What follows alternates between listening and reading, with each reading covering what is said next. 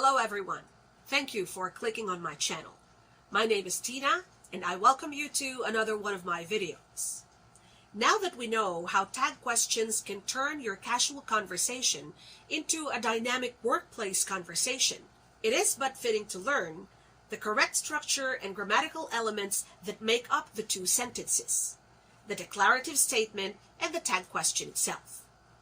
In this video, you are going to learn how to be mindful of the subject of the declarative sentence and the pronoun to use in the tag question, as well as the verb that accompanies them both. To learn all these and more, join me here in Hosted by Tina.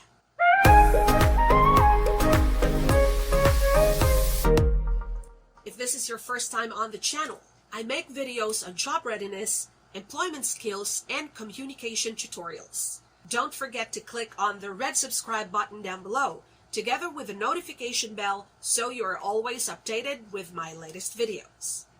Now, the thing with grammatical elements and correct structure of tag questions lies on the subject in the declarative sentence and the verb.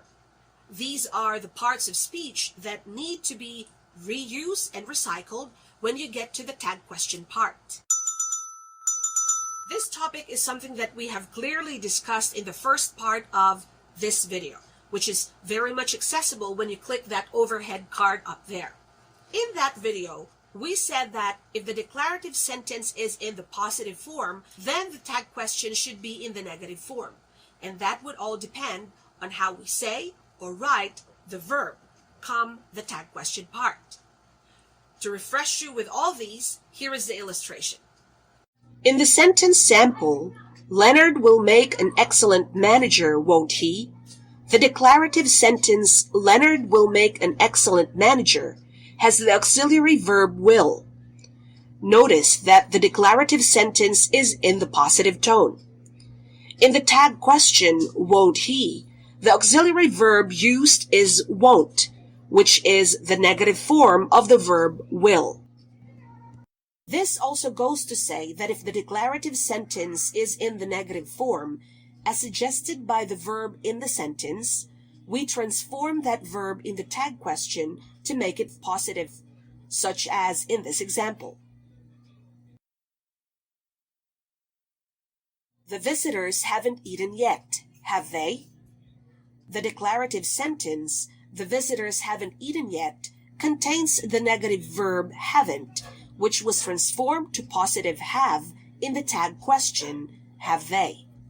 Another focal point that we need to consider in order to ensure the correctness of our tag question is the noun or the subject that is used in the declarative sentence. We need to be really mindful of this because the pronoun that we will assign in the tag question will all depend on the subject in the declarative sentence. Probably because we are non-native English speakers, it is very easy for us to be confused in assigning relevant and appropriate pronoun in the tag question. Say, for example, we say that Anna is a very good doctor. Almost instantly, the tag question that we would assign to this declarative sentence will be, isn't it? However, it is not the correct pronoun to take the place of the noun Anna, as used in the declarative sentence. Here are more examples in order for you to really get the hang of assigning pronouns depending on the noun used in the declarative sentence. Here we go. Using the same examples, let's focus our attention to the subject of each sentence and the pronoun assigned to take its place in the tag question. Leonard is obviously the subject of the first sentence sample, which was given the pronoun he to take its place in the tag question part, such that the whole sentence reads, Leonard will make an excellent manager, won't he? The second example, the visitors haven't eaten yet, have they? Visitors is the subject of the sentence and therefore the pronoun they is assigned in the tag question to refer to this. So to wrap that up, our key takeaway is the correctness of the tag question is dependent on the correctness of the pronoun that we assign in place of the noun in the declarative sentence and the negative form of the verb used in the declarative sentence. On top of all these, here are some more auxiliary verbs that you may not be using on a daily basis, but it's still good to know so that you are able to assign the correct negative form each time you will need them in using tag questions. Here they are.